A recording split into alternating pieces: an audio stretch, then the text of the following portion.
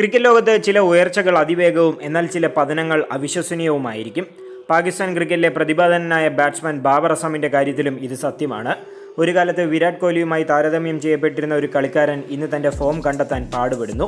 അദ്ദേഹത്തിൻ്റെ കരിയറിലെ ഈ ഉയർച്ചയും താഴ്ചയും പാകിസ്ഥാൻ ക്രിക്കറ്റിൻ്റെ ആഴത്തിലുള്ള പ്രതിസന്ധിയുടെ വലിയൊരു നേർചിത്രമാണ്.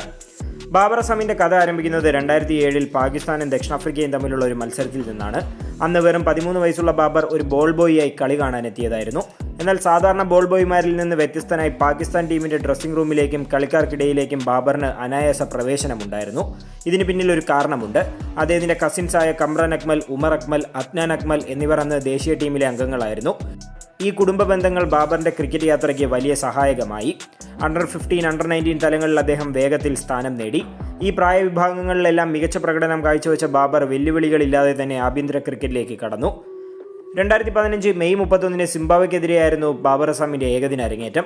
2016 വെസ്റ്റ് ഇൻഡീസിനെതിരെ നടന്ന ഏകദിന പരമ്പരയായിരുന്നു അദ്ദേഹത്തിൻ്റെ കരിയറിലെ വഴിത്തിരിവ്. ഷാർജയിൽ നടന്ന ആദ്യ ഏകദിനത്തിൽ ബാബർ 120 റൺസ് നേടി പാകിസ്ഥാനെ വിജയത്തിലേക്ക് നയിച്ചു. തുടർന്ന് അടുത്ത 2 മത്സരങ്ങളിലും സെഞ്ചുറി നേടിയതോടെ തുടർച്ചയായി 3 സെഞ്ചുറികൾ നേടി ബാബർ അസം ചരിത്രവും കുറിച്ചു. ഈ പരമ്പരയിൽ 360 റൺസ് നേടിയ ബാബർ 3 മത്സരങ്ങളിലും മാൻ ഓഫ് ദി മാച്ച് പുരസ്കാരം നേടുകയും പ്ലെയർ ഓഫ് ദി സീരീസ് ആവുകയും ചെയ്തു. ഇതോടെ പാകിസ്ഥാൻ ക്രിക്കറ്റിൽ ഒരു പുതിയ താരോദയമായി ബാബർ അറിയപ്പെട്ടു. 2017 ആയപ്പോഴേക്കും ബാബർ 3 ഫോർമാറ്റുകളിലും ഒരു സ്ഥിര സാന്നിധ്യമായി മാറി. 33 ഏകദിനങ്ങളിൽ നിന്ന് 7 സെഞ്ചുറികൾ നേടിയ ബാബർ 7 സെഞ്ചുറികൾ നേടാൻ 50 മത്സരങ്ങളെടുത്ത കോഹ്ലിയേക്കാൾ വേഗത കൈവരിച്ചു. ഈ പ്രകടനങ്ങൾ വിരാട് കോഹ്ലിയുമായുള്ള താരതമ്യങ്ങൾക്കും തുടക്കമിട്ടു. ഇത് പാകിസ്ഥാന്റെ കോഹ്ലി എന്ന വിളിപ്പേരിന് കാരണമായി മാറി. 2019 ലോകകപ്പിൽ പാകിസ്ഥാൻ ടീം മൊത്തത്തിൽ പരാജയപ്പെട്ടപ്പോഴും ബാബർ അസം 474 റൺസ് എടുത്ത് ടീമിൻ്റെ ഏറ്റവും മികച്ച റൺവേട്ടക്കാരനായി. ഈ ലോകകപ്പിൽ വിരാട് കോഹ്ലിയേക്കാൾ കൂടുതൽ റൺസ് നേടിയത് അദ്ദേഹത്തിന് ആഗോള ശ്രദ്ധ നേടിക്കൊടുത്തു. ഇതോടെ പാകിസ്ഥാൻ ക്രിക്കറ്റിലെ അടുത്ത വലിയ താരമായി അദ്ദേഹത്തെ കണക്കാക്കാൻ തുടങ്ങി. 2019 1000-ലധികം ഏകദിന റൺസ് നേടി ഏകദിന റാങ്കിങ്ങിൽ മികച്ച സ്ഥാനത്തെത്തി. തുടർന്ന് 2019 സർഫറാസ് അഹമ്മദിനെ ക്യാപ്റ്റൻ സ്ഥാനത്ത് നിന്ന് മാറ്റിയപ്പോൾ ബാബർ അസം പാകിസ്ഥാന്റെ പുതിയ ക്യാപ്റ്റനായി. ബാബറിന്റെ നേതൃത്വത്തിൽ പാകിസ്ഥാൻ 2021 T20 ലോകകപ്പിൽ അവിശ്വസനീയമായ പ്രകടനം കാഴ്ചവെച്ചു. ലോകകപ്പ് ചരിത്രത്തിൽ ആദ്യമായി ഇന്ത്യയെ 10 വിക്കറ്റിന് പരാജയപ്പെടുത്തി പാകിസ്ഥാൻ കരുത്തു തെളിയിച്ചു. ടൂർണമെന്റിലെ ഏറ്റവും കൂടുതൽ റൺസ് നേടിയ ബാബർ അസം ഏകദിനത്തിലും T20യിലും നമ്പർ 1 റാങ്കിങ്ങും സ്വന്തമാക്കി. ടെസ്റ്റ് ക്രിക്കറ്റിലും ബാബർ തന്റെ പ്രതിഭ തെളിയിച്ചു.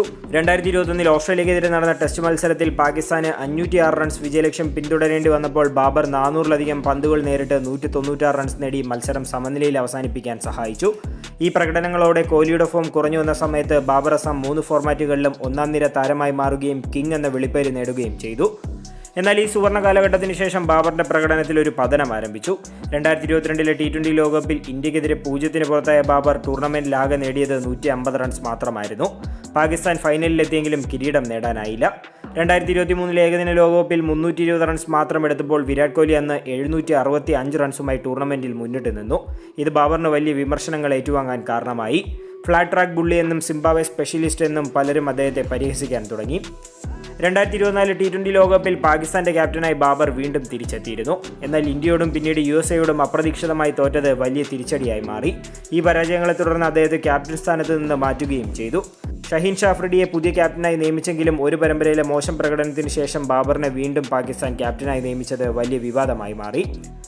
2024 ബാബറിന്റെ വ്യക്തിഗത പ്രകടനം വീണ്ടും മോശമായി തുടങ്ങി. ഈ മോശം പ്രകടനങ്ങൾ കാരണം അദ്ദേഹത്തെ ക്യാപ്റ്റൻ സ്ഥാനത്ത് നിന്ന് വീണ്ടും മാറ്റുകയും പിന്നീട് ടെസ്റ്റ് ടീമിൽ നിന്ന് പുറത്താക്കുകയും ചെയ്തു. 2025 ചാമ്പ്യൻസ് ട്രോഫി പാകിസ്ഥാനിൽ വെച്ച് നടന്നപ്പോഴും ബാബറിന് ഫോം കണ്ടെത്താനായില്ല. ഏറ്റവും ഒടുവിലായി 2025 ഏഷ്യ കപ്പ് സ്ക്വാഡിൽ നിന്നും ബാബറിനെ പാകിസ്ഥാൻ ഒഴിവാക്കി.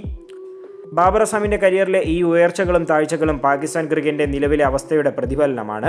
ഫോമില്ലായ്മ, ക്യാപ്റ്റൻസി സമ്മർദ്ദം, PCBയുടെ രാഷ്ട്രീയ ഇടപെടലുകൾ, ആഭ്യന്തര ക്രിക്കറ്റ് സംവിധാനത്തിലെ പ്രശ്നങ്ങൾ എന്നിവയെല്ലാം ബാബറിൻ്റെയും പാകിസ്ഥാൻ ടീമിൻ്റെയും പ്രകടനത്തെ പ്രതികൂലമായി ബാധിച്ചു.